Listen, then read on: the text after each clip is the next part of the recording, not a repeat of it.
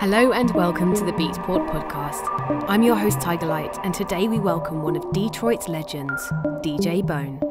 A hugely respected DJ known for his highly technical sets, CEO of Imprint Subject Detroit, and an artist with releases spanning over 20 years. He and his manager/wife Arne came into the Beatport Berlin headquarters for a chat about the rich dance music history that has made him the artist he is today, his new album, and his creative workflow. It was such a joy talking to him and hearing his stories, so without further ado, Beatport proudly presents a conversation with DJ Bone. Beatport Podcast. I read that your dad worked in the motor industry and your mum was a teacher. Yeah. How much did that upbringing influence the artist that you are today? It put the work ethic into me, for sure. As far as my mom, she was a die-hard teacher, and it showed because she taught special education as well. So I had compassion for people with disabilities or people who had problems fitting in. You know, some kids were just a detriment to themselves, so they had to wear a helmet at school because they would bang their head sometimes on the wall or have an episode, some would have seizures. So I learned a lot of compassion from that because I was young. And my dad was just nonstop work, you know, but when he'd come home, he always had time for me and my sister to kick it until he'd fall asleep. You know, he'd fall asleep playing with us. So just that alone was enough to make me be a responsible person at a young age. And on top of that, when they come home, the first thing they do is turn on some music. A lot of old Motown, a lot of, my dad had this box of old, what they call 78s. And people don't know what most of those 78s, it's an old, thick record. You know, you have a 33 and a 45 RPM. They used to have a 78 RPM. And there were old records. And he would even play some of those, from the Ink Spots, the Drifters, all the way up to like Chaka Khan and Rick James, Kenny Rogers, you know, The Gambler, all that stuff.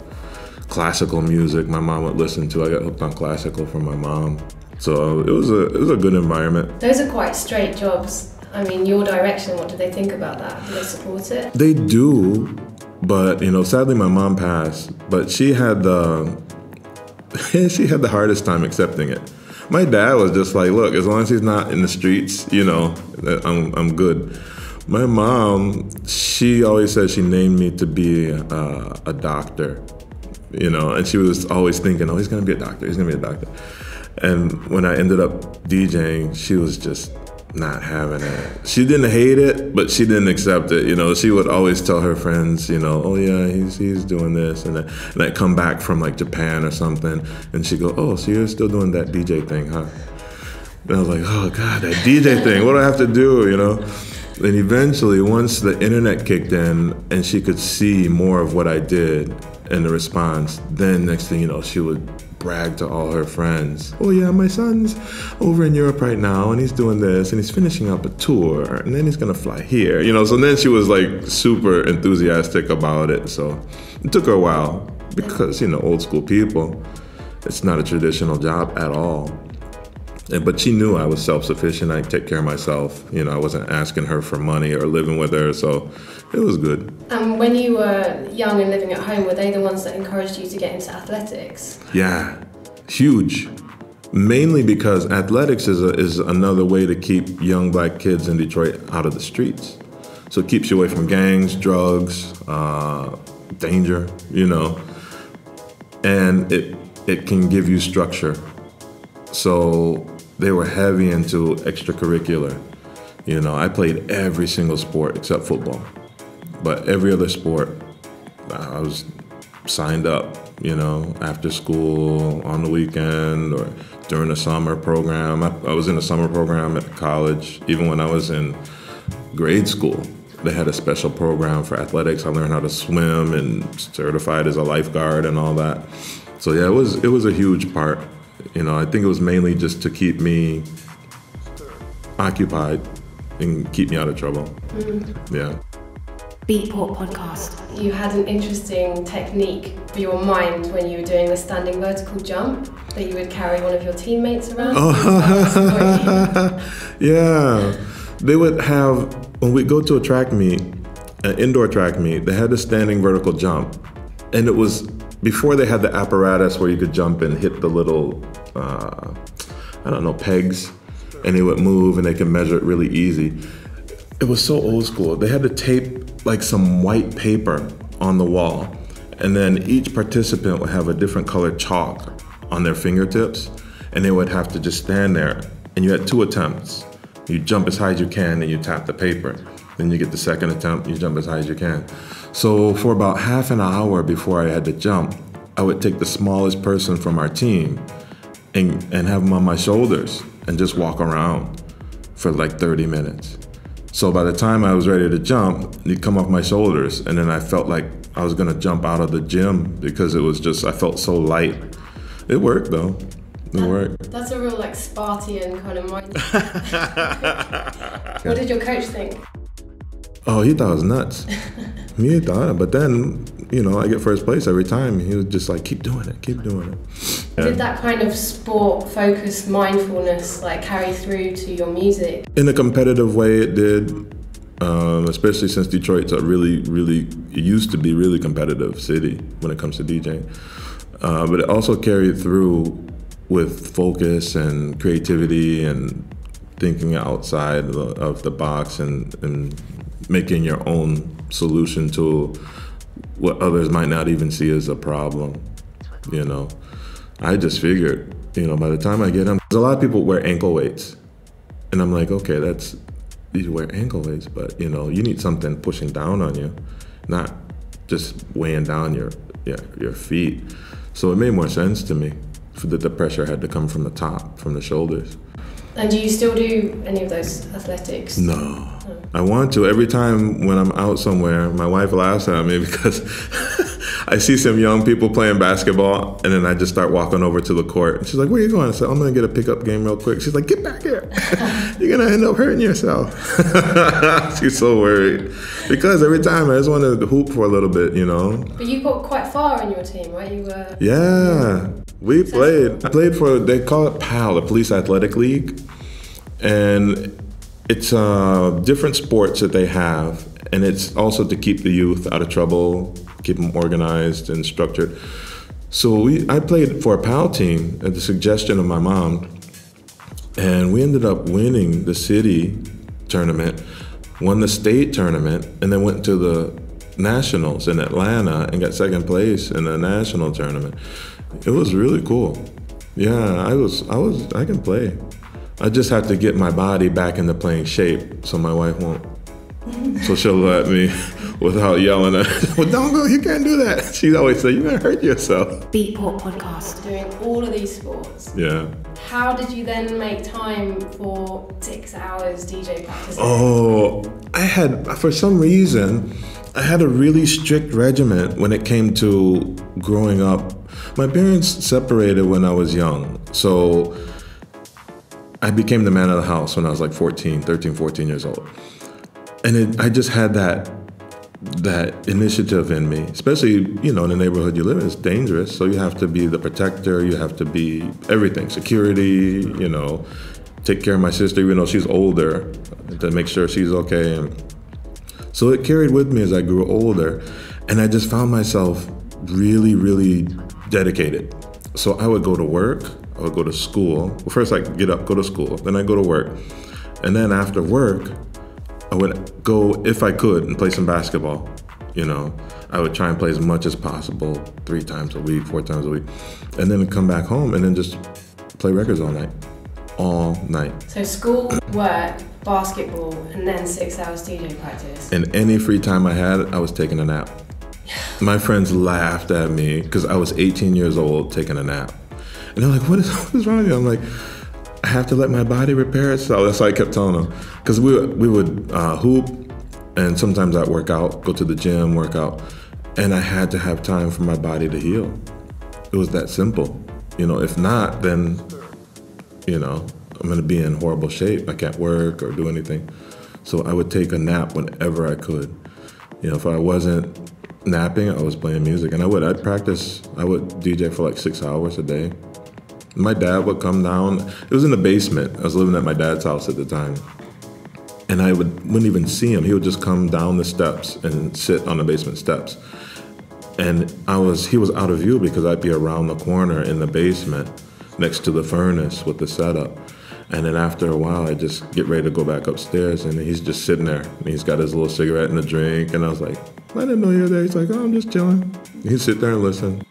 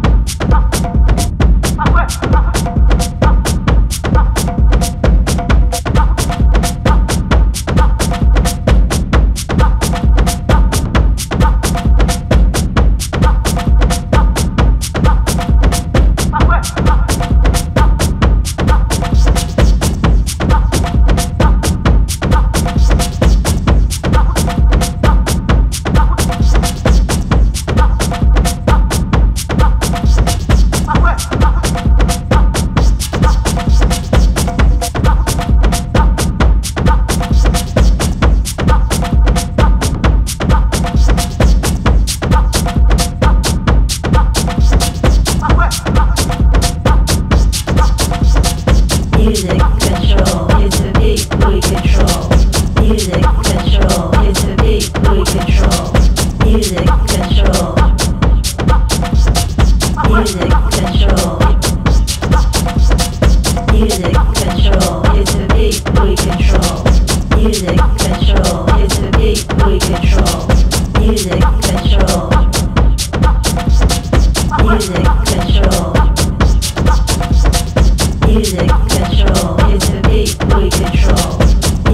control.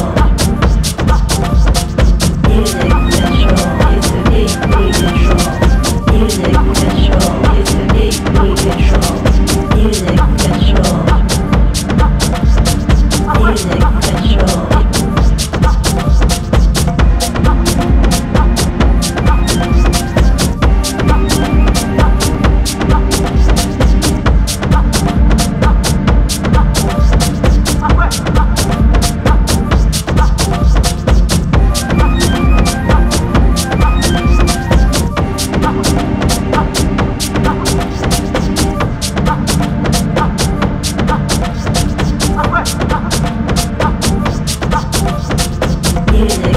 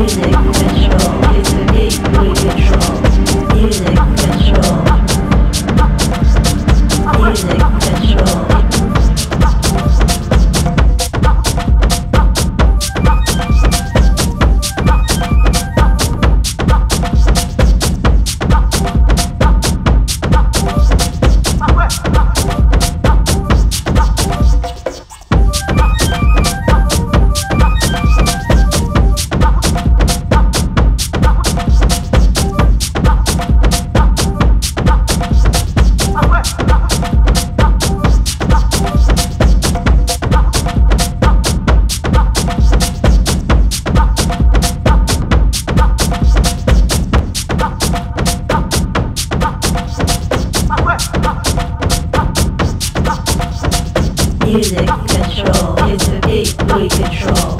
Music control is the beat we control. Music control. Music control.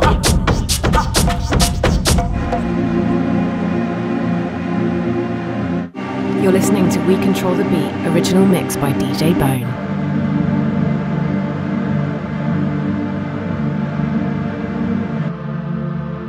Music control is the beat we control. Music control is the beat we control. Music control. Music control.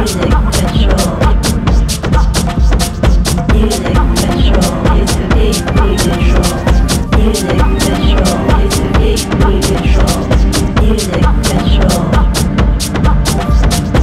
Music control. Music control. Music control is the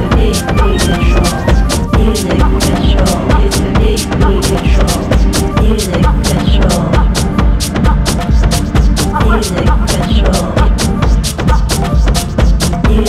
we control.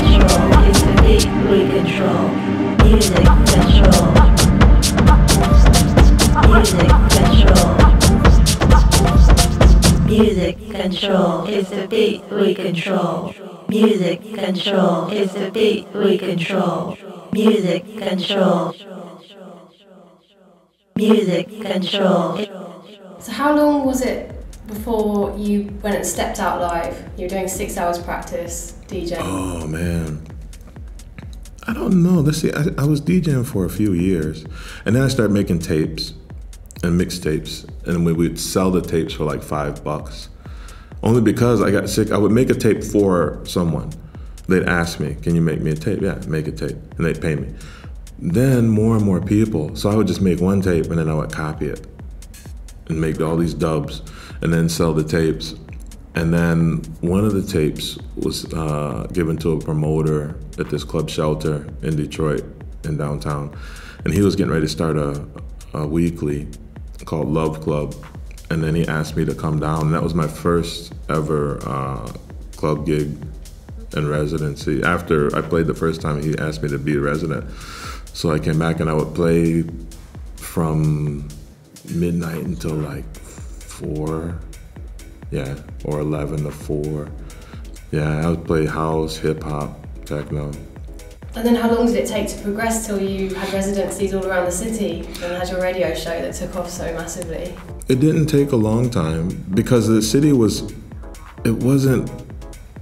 was no glut of DJs.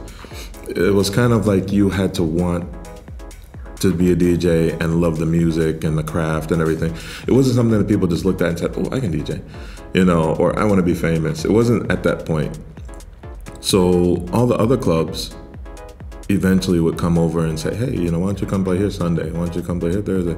So I ended up with all these residencies in the city at different clubs, at different periods of years and everything. But I ended up at like 7, 8 different residencies, not all at the same time. But at one point I had, I think, four places I play every week. And were you working at the same time? Yeah, I would just work early shift. And it was good for me because then I just was happy to make enough money to buy vinyl, to cover my vinyl costs. Because they didn't pay much. But, you know, I had fun. It was out of the basement. I was making money. So the vinyl I was buying anyway was being covered now. So it was cool.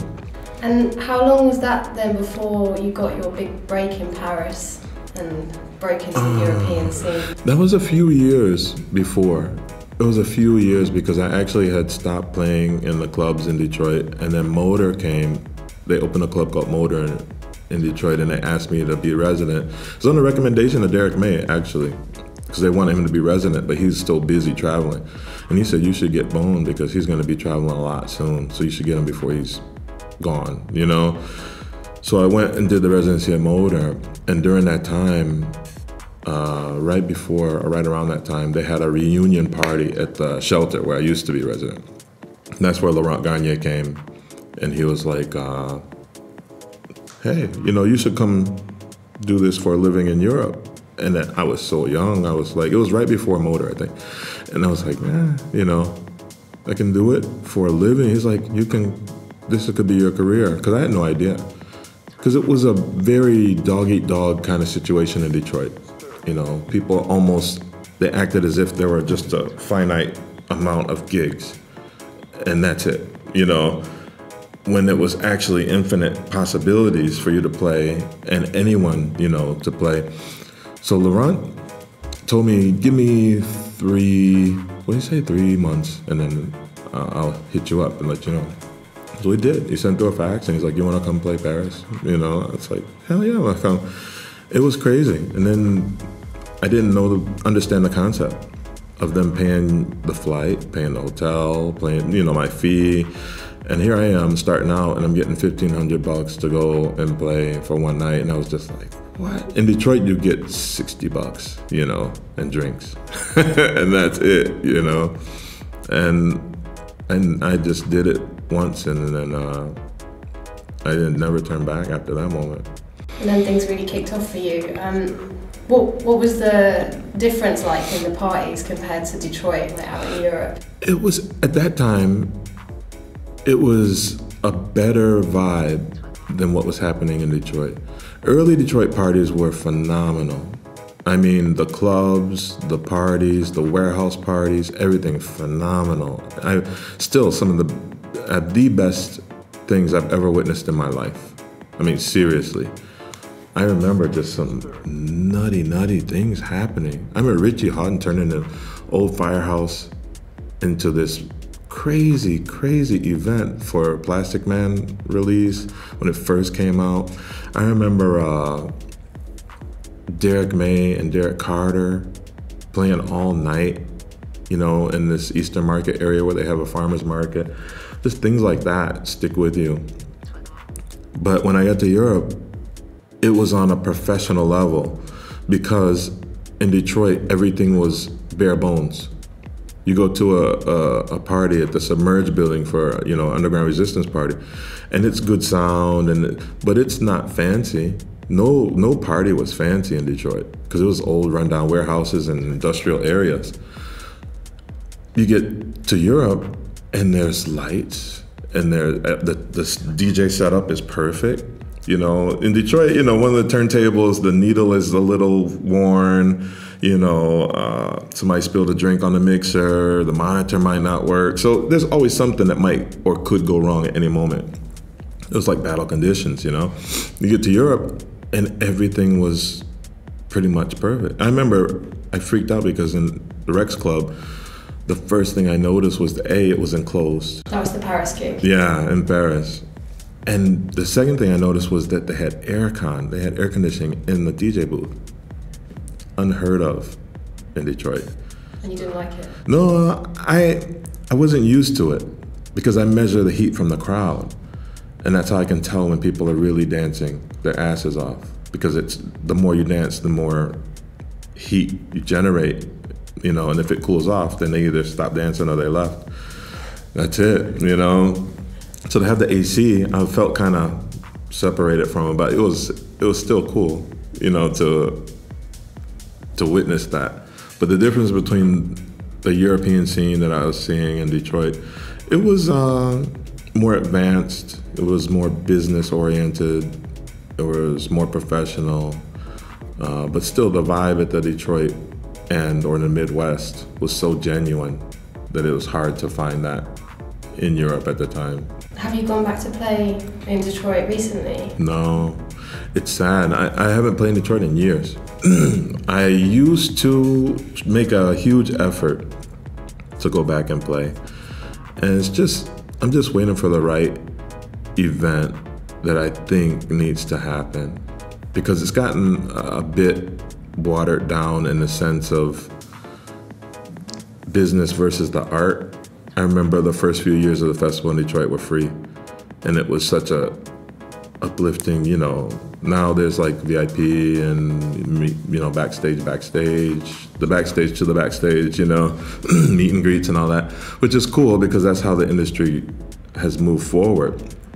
But I think there's room for some more really nice, larger, not festival size, but larger club size events. Because right now, a lot of the clubs that I know of in Detroit that are doing really well are smaller venues, which is good because that makes for a nice, intimate, and people still do events. And it's just that I want to come and do something really special and actually have some special DJs along with me and make it count for the city, like bring that vibe back and help the city because they gentrified a large area of Detroit that used to be called Cass Corridor, and now it's called Midtown. And it's really cool because people are like, yeah, Detroit's making a comeback. But then in my dad's neighborhood on his street, the street lights don't work. There's potholes in the street. The trash doesn't get picked up on time. And, you call 911 and it takes forever. So I think it's backwards. They should be taking care of the people who've lived there for generations, 2, 3, 4 generations, instead of developing a new area for, tourists or for people to move into the city, and so they can say, I'm a Detroiter, or I live in Detroit. But they're, basically in the safest area in Detroit that's ever existed since the riots.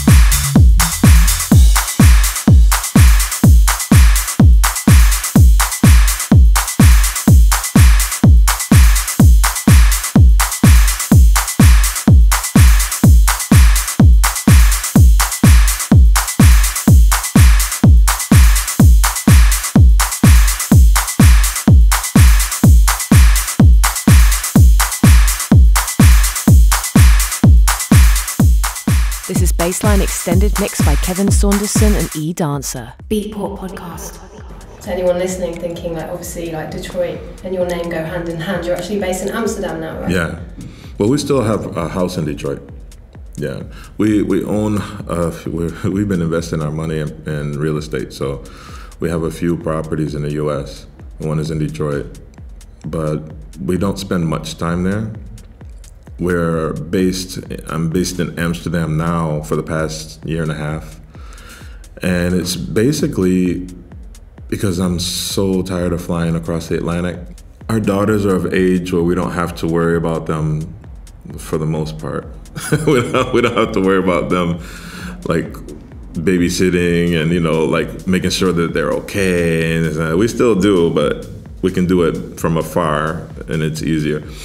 But we just wanted to make sure that they were independent enough to be on their own, 22 and 19, So we decided, okay, we'll move to Amsterdam. We decided because we had a few places in mind. Yeah, why not Berlin? I know. It's just that you lose a lot of your privacy or even anonymity in Berlin now because so many people moved here and so many DJs live here. So I just want to be able to go and be Eric, on my personal time.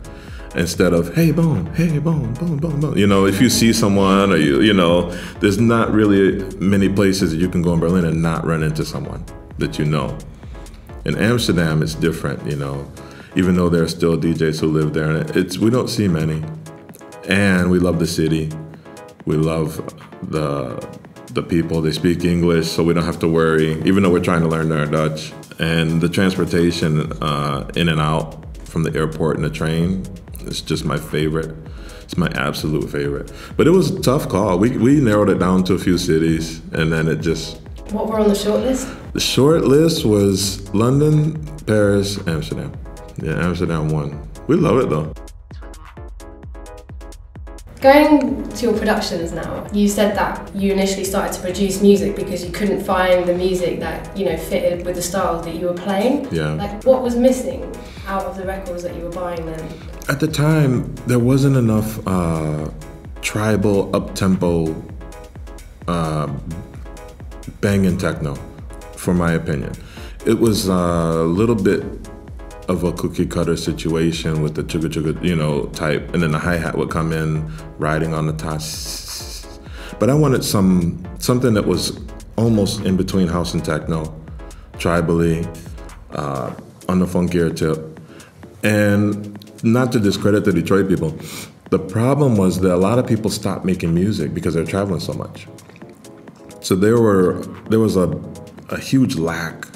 And because I loved all the Detroit stuff that was coming out, so that was my main thing, was the go-to was like, okay, I have Detroit this, Detroit that, new Transmat, new Metroplex. It slowed down, and I didn't have enough ammo.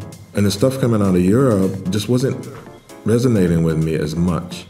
So I was like, I think there's something that can go along with being danceable, as well as have a good vibe and tell the story, in the same context.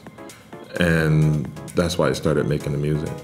What was your first studio setup like when you got going then? Oh, it was so minimal. It was so bare bones. It was basically, I had saved up and I had to decide, because back then they had come out with these workstations. Like Sonic had this huge keyboard. It was massive. Like it felt like it was like 2,000 keys on it, and weighed like 100 pounds. But it had a sequencer and all this stuff in it, effects. So I had saved up money, and I was debating on whether I'm gonna buy a car, like buy a used car, or buy this workstation. And I bought the workstation, and I had that, and I had an old sequencer, an old 4-track tape machine, and that was it. And did you just teach yourself? Yeah. Did anyone kind of come in and collaborate with you, or you just sat there for hours on end? My cousin helped, and he was the main guy who showed me how most of the mechanics of the things worked. Because if you find something at a pawn shop, there's no manual. So he would say, oh, I think this, you have to do this, and then the nightmare of hooking up something with MIDI. So once I started to expand and get more and more gear, it was just, if one chord is not properly patched, then you have to investigate everything until you find out what's wrong. But that was it. I didn't really collaborate with anyone. I had pointers that I would get, every so often from like Eddie Fowlkes, Mad Mike. But it would be quick, like, oh yeah, I'd play him a track. And he's like, man, those drums are crazy. Those are dope. Your key line is a little this or that. And that was it, And I was like, okay. So how long were you working on that before you had your 1999 sort of big break that came out with Metroplex, Riding the Thin Line? Oh, I had released my first record on my first Subject Detroit record, and I didn't put my name on it.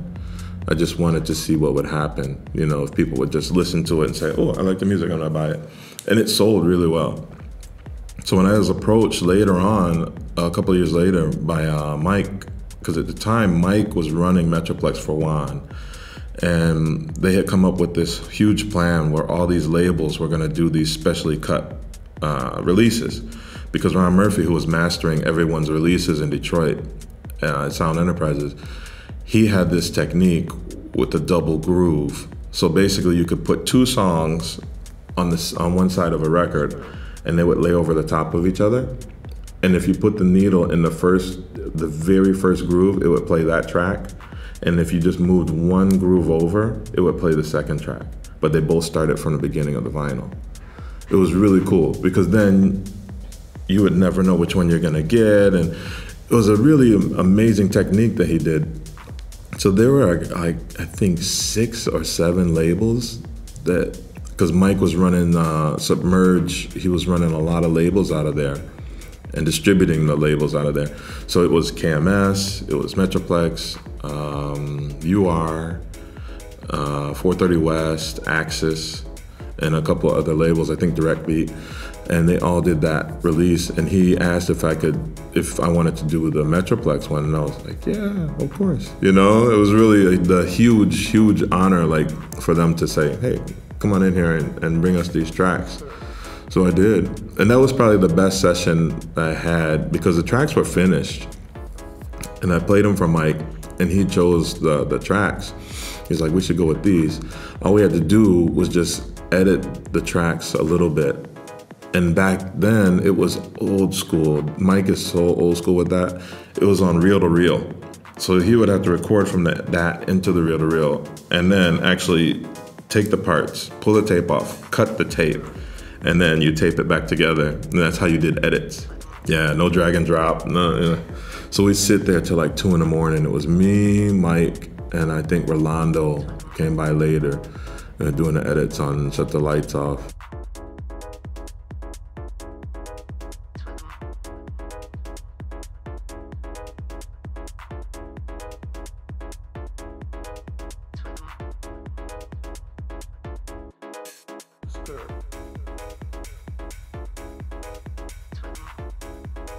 I always tease me, I'm like, yeah, no one can ever try and check me, because I paid more dues than most, and I played, even to this day, I probably played more residencies in Detroit than any other DJ there, except I'd say, Godfather and Mike Huckabee.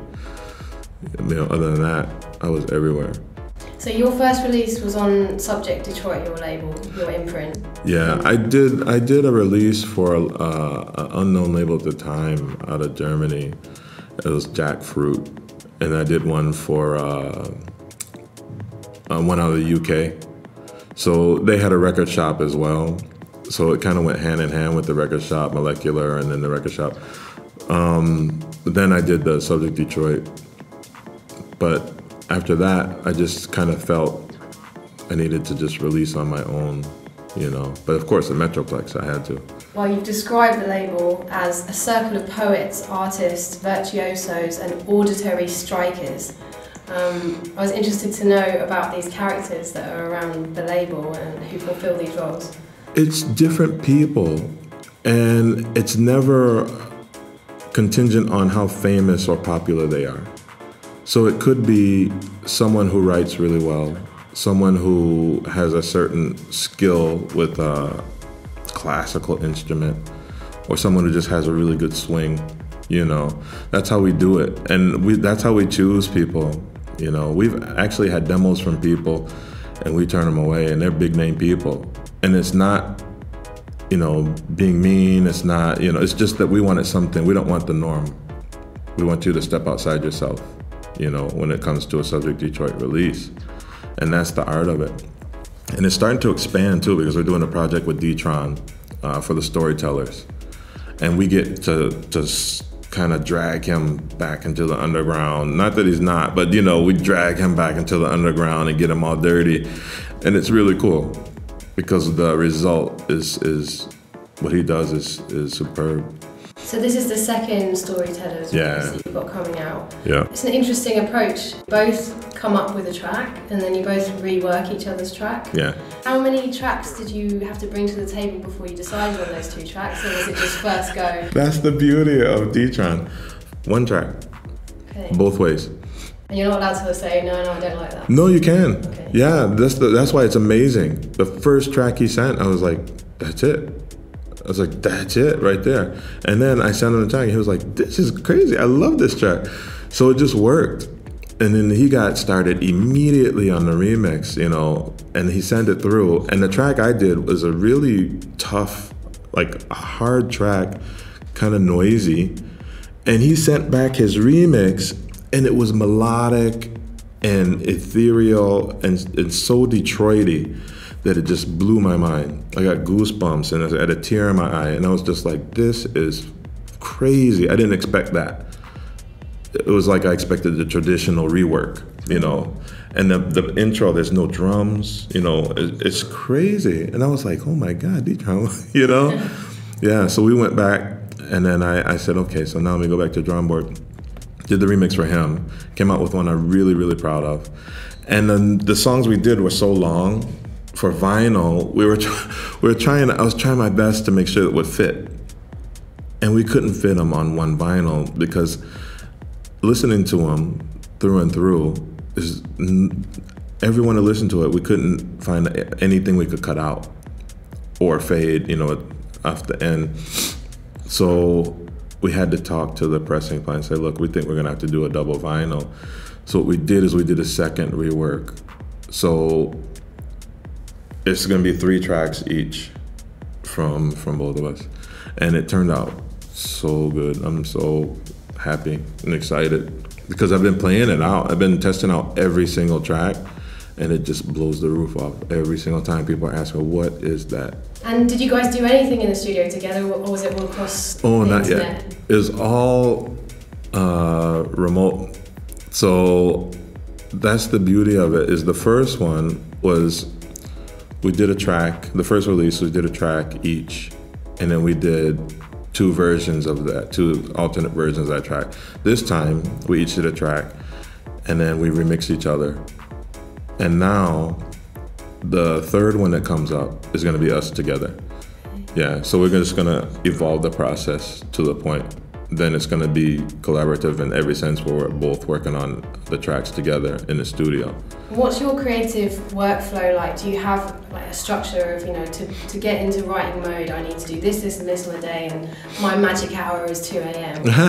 Do you have any formulas that work for you? No, that's the only thing I have no formula for is production.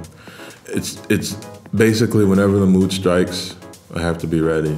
Technology has made it so easy for me now, because before I would have to jump up, you know, from whatever I'm doing. If I'm in bed and it's 3 a.m. and I'm asleep and I have an idea, I have to go to the studio, turn everything on, get it out before it leaves, you know, my brain, and then record it and save it and all that. Now I can just roll over and sing it into my voice memo and then talk about every aspect of it technically, you know, and then the next day I can listen back and say, yeah, that's it, that's what it was. So it's so much easier now, you know, but I can never really, before I couldn't just make myself go in the studio and say, okay, now let me set up everything, I'm ready to work. It would never work that way. What I would come up with, I wasn't happy with. But whenever I was inspired, then if I go in, I come up with some really, really cool stuff. And when you're working on an album, like you've got a new album coming out, Yeah. which is the follow-up to a piece of Beyond, and it's called the Beyond LP. Do you have like a set amount of time that you could go, right, July is my album month? Or do you just, how long did it take to write this follow-up? That was a weird process. For the album, I meant to do one album. And what happened was, we went back to the US and I said, okay, I'm gonna go in the studio and I'm gonna knock out this album. So what I did is I started, because I constantly record music, even if I'm not releasing. I like to record as much as possible and have ideas and snippets and structures and bass lines so I can eventually put it all together if I want, you know, different parts from wherever. I went back and I had these folders of all these unfinished songs. I finished them to the point where the inspiration goes away and I'm struggling and I can't find out what to do next and it's not quite finished. I just put it to the side and I move on. So I go back and I look in this folder and there's so many unfinished tracks and I'm just like listening to them and I go, oh, all this needs is this. So I fixed it. Done. All this needs was that. And next thing you know, I have this folder of all these tracks and I'm like, whoa, I could use these for an album. So then I made a couple of new tracks. I finished as many tracks as I could, and then I made new tracks and went back and listened to all of them and then narrowed it down to this one folder, this master folder that I was happy with. And it turned out to be like 40 tracks almost, 42. So I'm like, okay, I have to knock this down. So it ended up being like 36 tracks. Now I'm sitting there and I'm going, I can't release an album with 36 tracks. You know, that's not right. So I go to my wife, I'm like, listen to this and see what you can pick out, you know, we'll whittle it down. Went to the agents and it's like, listen to this, I want your opinion. Let me know, you know, you can whittle this down. Everybody came back and they're like, we can't get under like 30 tracks, like 28 tracks. And I'm like, crap, what do I do? So I release an album with 30 tracks, you know, and they're like, So I said, okay, I can split it into 3 albums. And I think that works. So that's what's happening now. It's basically the whole album has been cut into 3. And that's coming out on Subject Detroit. Yeah. It's interesting to hear that you send your stuff to your agent and your executive producer, your wife. Executive producer, yeah.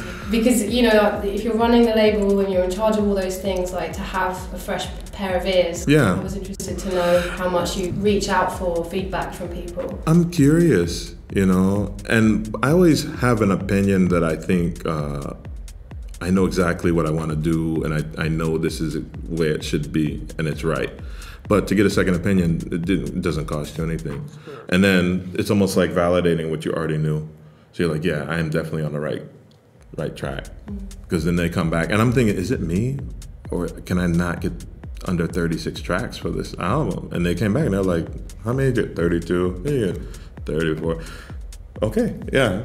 It's not just me, you know, because I have been full of myself, like, oh yeah, these tracks are amazing. They're all great. Maybe I was in that space, maybe I was in that bubble, so I had to check myself, you know? Yeah, but according to them, they were all amazing. So we move forward. Pat yourself on the back. Coming up now, we've got Final Frontier original mix by Underground Resistance.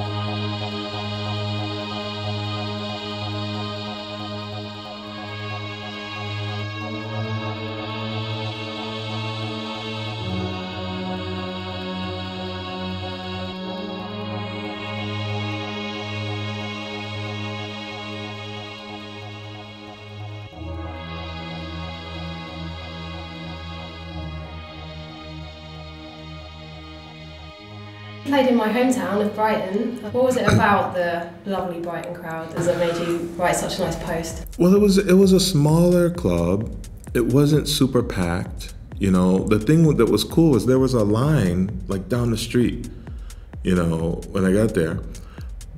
But as the night went on, it was just weird because the DJ booth, the way it's situated, I couldn't see that a lot of people were off to the side, you know, and the bar is right there and it's kind of bright. So I thought that it wasn't as busy as it was, you know.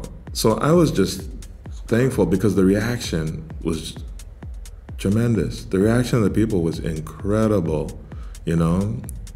And I just appreciate when people take the time to tell me personal things about themselves. It's one thing to come up and say, oh, you were great, you know, oh, we love that. But to come up and say something about themselves and their life that it may have affected or touched, I think that makes it all worthwhile. What kind of stuff did they say? I can tell you, like last night, after I played the Grease Muller, I had the best compliments.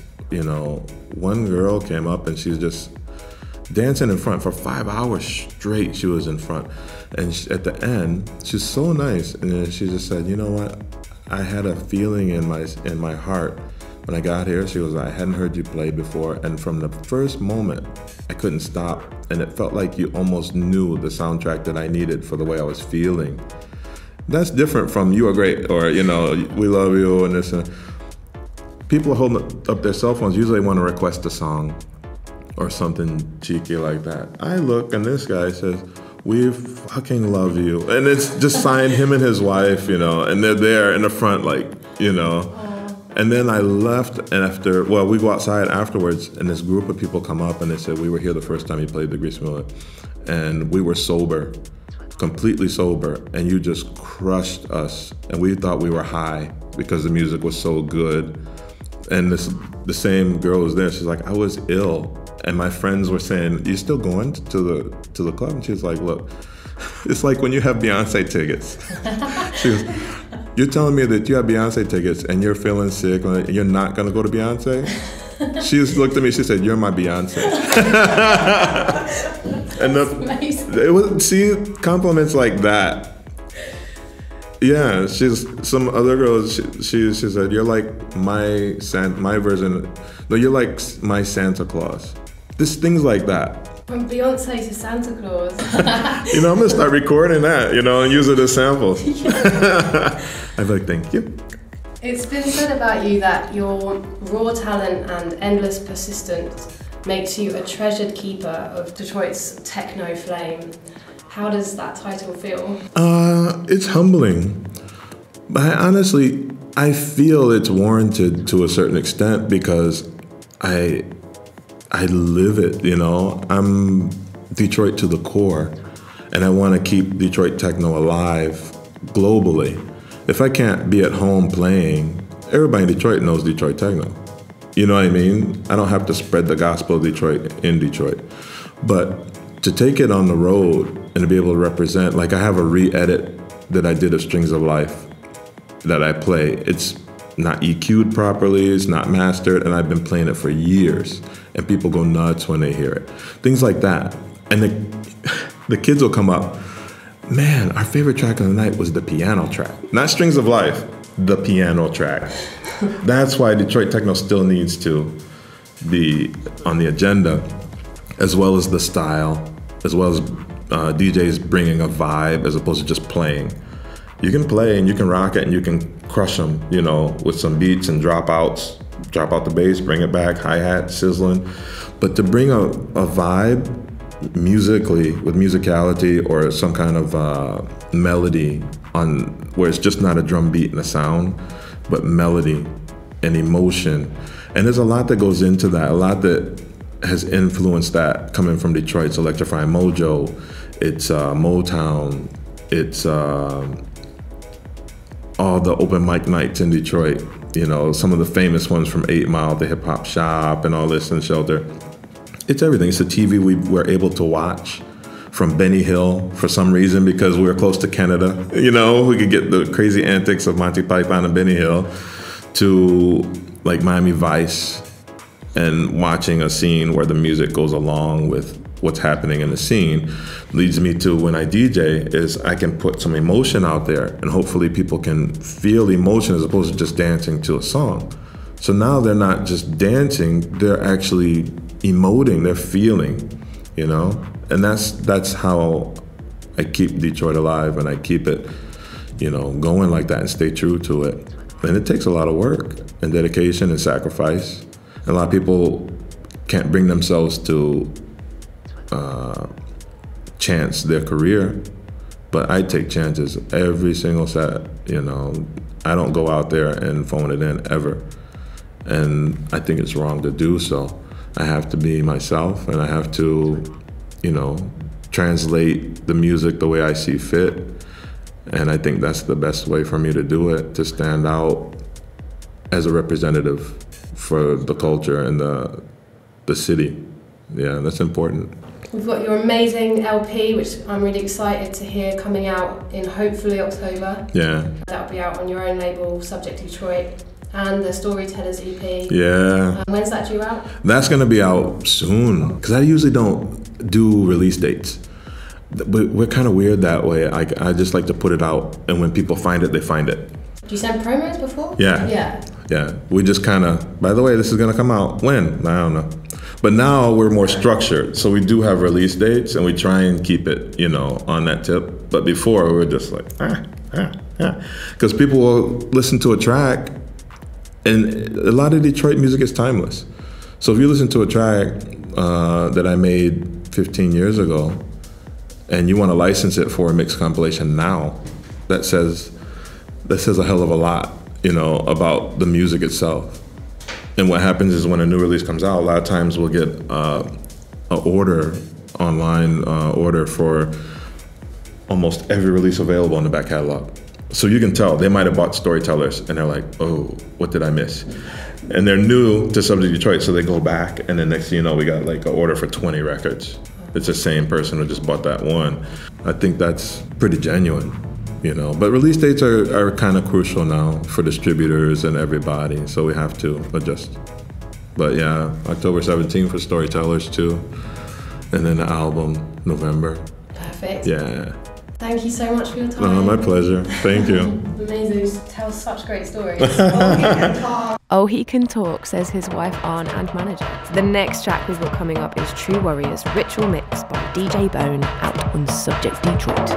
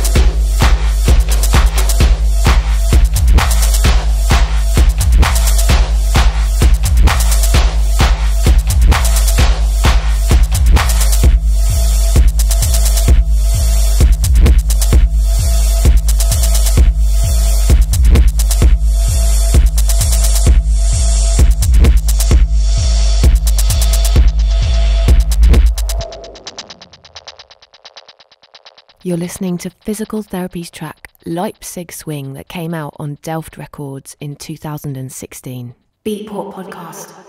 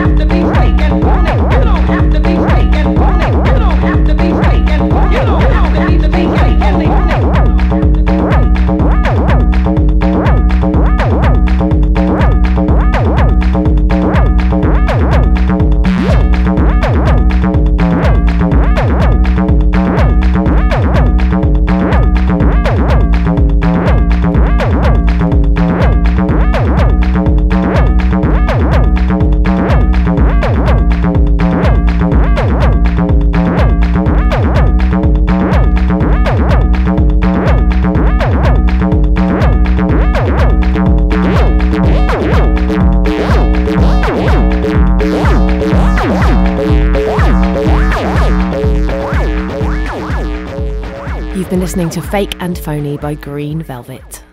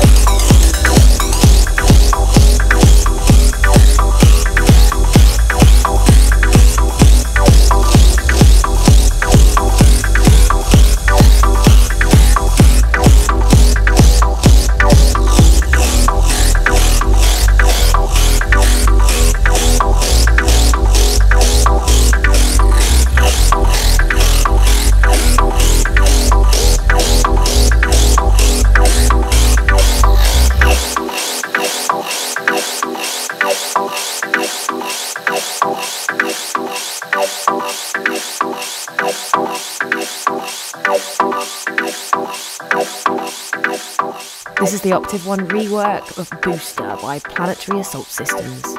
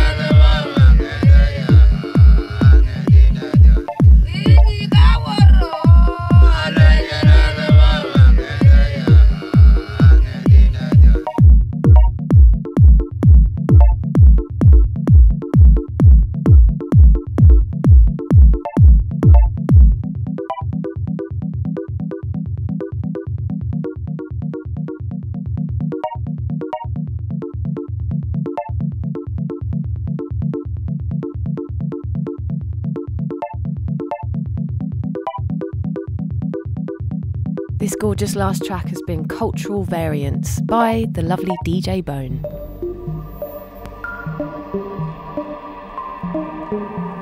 This has been the Beatport podcast with DJ Bone. I've been your host Tigerlight. Thanks for listening.